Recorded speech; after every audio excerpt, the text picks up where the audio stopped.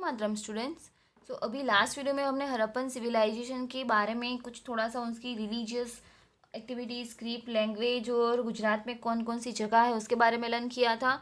अभी हम हमारे प्राचीन ग्रंथों के बारे में लर्न करेंगे। ओके, अवर एंसाइंट टेक्स्ट यानी कि हमारे कुछ प्राचीन ग्रंथ, Rigveda and his it's study यानी कि ऋग्वेद और उसके अध्ययन के बारे में हम लर्न करेंगे। Four Vedas are there, Rigveda, Yajurveda, Samaveda and Atharvaveda. अभी हमारे चार वेद कौन कौन से हैं? Rigveda, Yajurveda, Samaveda and Atharvaveda. Rigveda is our oldest text. अभी ऋग्वेद जो है वो हमारा सबसे पुराना ग्रंथ है।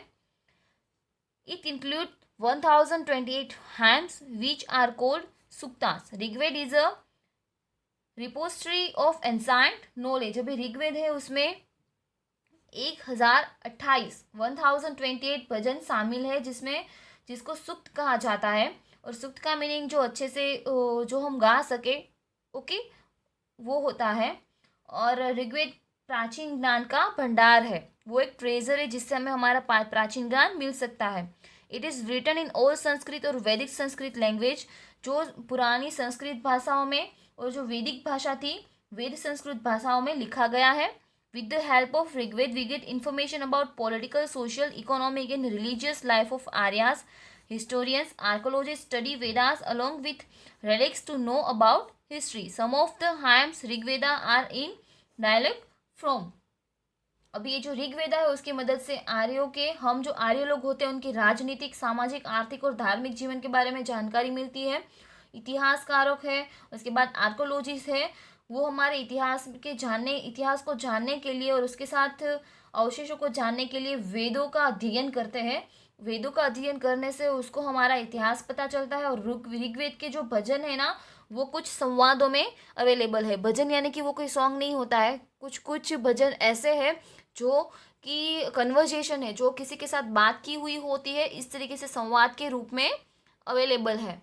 आगे देखते हैं। There are references of life of common man in Rigveda. अभी जो कॉमन आम आदमी की जो जिंदगी है वो ऋग्वेद आम आदमी के जीवन के संदर्भ में है। There are reference of political institution like gana, gana, sabha and samiti. Sabha was similar institution as compare to samiti. Head of the state sat in it and discuss important issues of the state and gave justice. अभी ये जो गण, सभा और समिति है जैसे राजनीतिक संस्थाओं के संदर्भ में है। समिति की तुलना में सभा एक छोटी संख्या है और राज्य के मुखिया उसमें बैठे गए और राज्य के महत्वपूर्ण मुद्दों को खारिज कर दिया और न्याय देते हैं। अभी ऋग्वेद में ऐसी इन्फॉर्मेशन, आम आदमी की इन्फॉर्मेशन दी है कि वहाँ पे गण होते हैं, सभा होती है, एक समिति होती है। ओके, सभा जो होती है वो समिति की कंपैरिजन में छोटी होती है और वहाँ पे एक राज्य के बहुत बड़े हेड होते हैं, यानी कि उसके समुदाय के हेड होते हैं, वो लोग बैठते हैं और राज्य में जो इम्पोर्टेंट बात होती है उसको डिस्कस करते हैं और जहाँ पे कुछ इश्यू हुआ होता है तो उसको बैठ के न्याय देते हैं। द समिति was an elaborate body that elected the king, army chief and priests were appointed to assist the king. One of the work of king was Gausena. Gausena means war. From Rigved we get reference of battles between 10 kings on the banks of Ravi river. अभी ये जो ऋग्वेद है उसमें ऐसी information दी है कि राजा की सहायता के लिए सेना प्रमुख और पुजारी नियुक्त करते हैं और राजा के काम में से एक जो होता है वो गौसेना होता है और गौवंश का अर्थ होता है यूथ। ऋग्वेद में हमें 10 राजाओं के बीच लड़ाई हुई थी उसके बारे में इंफॉर्मेशन मिलती है। जो रावी नदी के तट के ऊपर 10 राजाओं की लड़ाई हुई थी ना, उसके बारे में जो इन्फॉर्मेशन है वो ऋग्वेद हमें प्रोवाइड करता है। Rigveda provides us information about social life of Aryas. One of the unit of society was family and family system was patriarchal and it was also joint family system. Society was not divided into caste and races.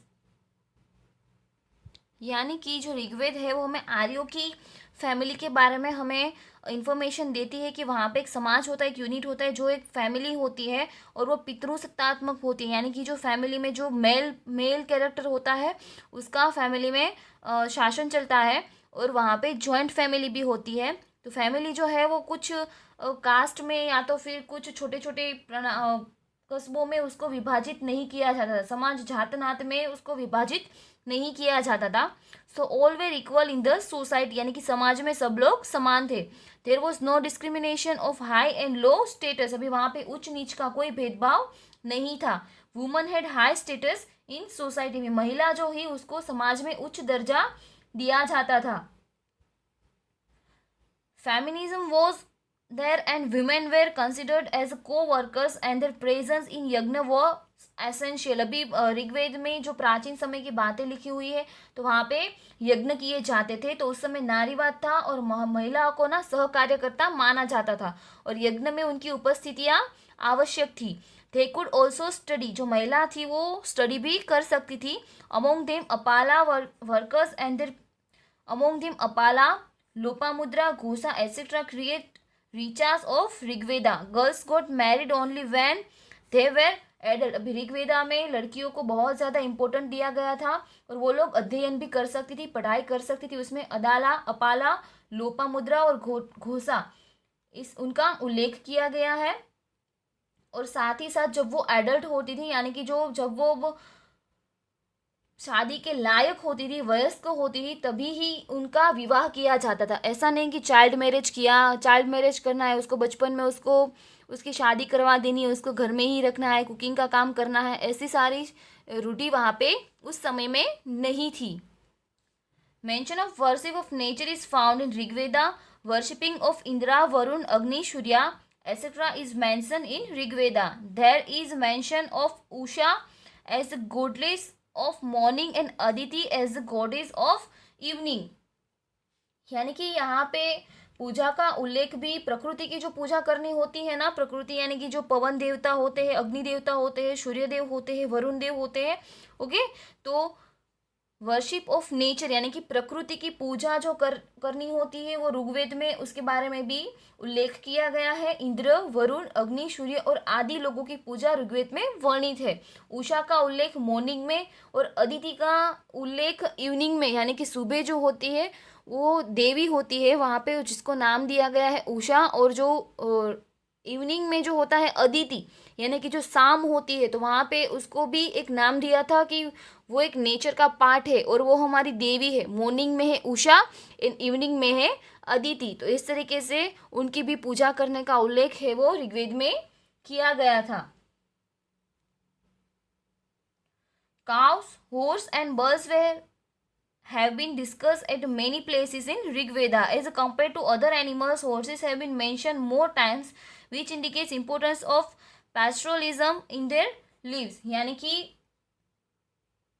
Rigveda में कई स्थानों पर गाय, घोड़ और बैलों पर भी चर्चा की गई है। अन्य जानवरों की तुलना में जो हॉर्स होते हैं ना, उसकी कई बार तुलना की गई है, जो ये बताता है कि उस समय जो हॉर्स थे वो बहुत ही इम्पोर्टेंट है, उनके जीवन में देहातीपन था और यह आदिवासियों के बीच जानवर के लिए लड़ने के लिए आम बात थी। It was common among the tribals to fight for animals. Property was mainly decided on the basis of number of cattle. Animal husbandry was done collectively and agriculture was secondary in the early stages of Rigveda age. अभी उस समय जो प्राणी थे वो भी इतने important थे, इसलिए जो आदिवासी लोग थे उसके बीच में जानवरों के लिए लड़ाई होती थी और ये आम बात है क्योंकि उस समय जानवर बहुत ही इम्पोर्टेंट है। और संपत्ति जो होती है वो मुख्य रूप से मवेशियों की संख्या के आधार पर तय की जाती थी और पशुपालन सामूहिक रूप से किया जाता था। और ऋग्वेद युग के प्रारंभिक दौर में कृषि जो है वो मुख्य व्यवसाय थी, वो माध्यमिक थी और अच्छी तरह से बोली जाने वाली जो लैंग्वेज होती थी वो भी उस समय में यूज़ होती थी। अभी जो पशुपालन है वो दोनों वहाँ पे इम्पोर्टेंट है, animal husbandry and agriculture. Animal husbandry यानी कि पशुपालन और एग्रीकल्चर यानी कि खेती, फार्मिंग, ये दोनों प्राथमिक चीज़ें थी वहाँ पे, ओके। तो उस समय और कुछ इन्फॉर्मेशन अभी हमें यहाँ पे नहीं प्रोवाइड हो सकती, लेकिन ऋग्वेद में ना अभी हम जो ऑपरेशंस होते हैं, सारी औषधियाँ होती है, वो सारी बनाने की जो रीति है, ओके, वो सब हमारे जो वेद है ना, ऋग्वेद, यजुर्वेद, सामवेद एंड अथर्ववेद, उन सब में से पाई जाती है। पहले के ज़माने में भी बहुत बड़े बड़े ऑपरेशंस होते हैं, बहुत बड़े बड़े ऑपरेशंस होते थे लेकिन उस समय तो इतनी सारी फैसिलिटीज़ नहीं थी, लेकिन फिर भी ये सब पॉसिबल होता था। क्यों?